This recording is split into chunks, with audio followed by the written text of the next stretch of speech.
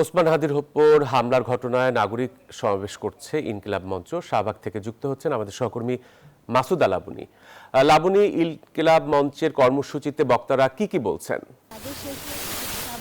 জাতীয় জাদুঘরের সামনে সমাবেশ ছিল, সেই সমাবেশ থেকে কিন্তু বক্তারা বলেছেন যে এই যে বাংলাদেশ, সেই বাংলাদেশের প্রতিনিধিত্ব কারা করবে বা বাংলাদেশে ক্ষমতার যে নির্ধারণ সেটি বাংলাদেশে বসেই হবে, সীমান্ত পেরিয়ে হবে না, এমন একটি কথা বলেছেন হাসনাত আবদুল্লাহ।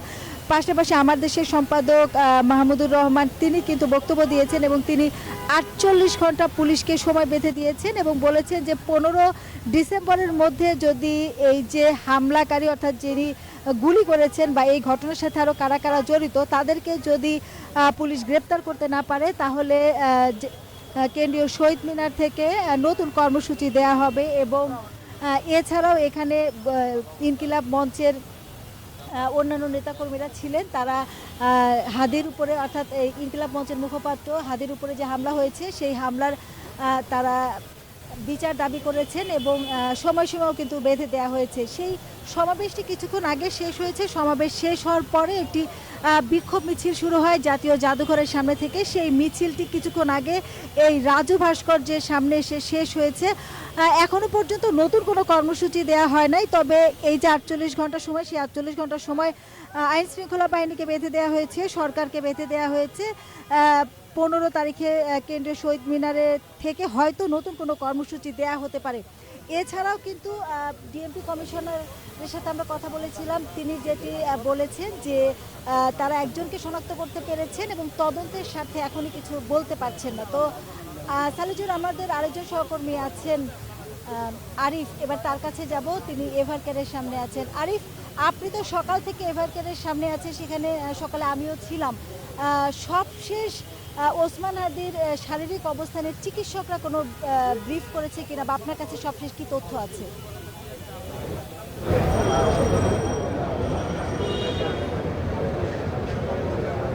লাবণী, আপনাকে ধন্যবাদ। আমি এভারকেয়ারের সামনে রয়েছি। আর আপনি যেমনটি জানতে চেয়েছিলেন যে মূলত কোনো চিকিৎসকের কোনো আপডেট রয়েছে কিনা বা হাদির চিকিৎসা নিয়ে কোনো ধরনের তথ্য রয়েছে কিনা, গতকাল আনুষ্ঠানিকভাবে চিকিৎসকরা যে বক্তব্যটি দিয়েছে এখন পর্যন্ত সেই বক্তব্য, আর সেই বক্তব্যে বলা হয়েছে যে ওসমান হাদি মূলত গতকাল রাত 11টা থেকে 72 ঘন্টার যে নিবিড় যে পর্যবেক্ষণ, সেই পর্যবেক্ষণে রয়েছেন।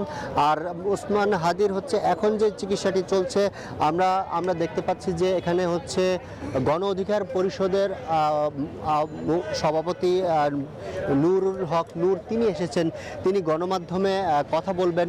একই সাথে কিছুক্ষণ আগে গণ অধিকার পরিষদের সাধারণ সম্পাদক রাশেদ খান তিনি কথা বলেছেন।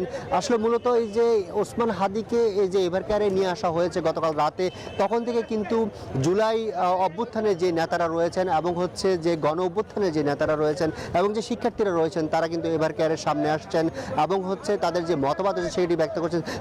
তবে গণ অধিকার পরিষদের পক্ষ থেকে দাবি করা হয়েছে যে পতিত আওয়ামী লীগ সরকারের পক্ষ থেকে তারা আগামী নির্বাচনকে বানচাল করার লক্ষ্যে বা নির্বাচনকে সামনে রেখে 50 জন প্রার্থীকে টার্গেট করা হয়েছে। যে 50 জনের প্রথম শিকার বা প্রথম যে ভুক্তভোগী সেটি ওসমান হাদি, যে ওসমান হাদিকে গুলি করা হয়েছে গতকাল যে ওসমান হাদিকে আমরা সিসিটিভি ফুটেজে দেখেছি যে রিক্সা চলন্ত যাওয়া অবস্থা কিন্তু তাকে গুলি করা হয়েছে। এরপরে তাকে ঢাকা মেডিকেলে নিয়ে যাওয়া হয়। এরপর সেখান থেকে এখন এভারকেয়ারের চিকিৎসাধীন রয়েছেন হাদি। এই ছিল আমার কাছে এভারকেয়ারের সামনে থেকে সবশেষ।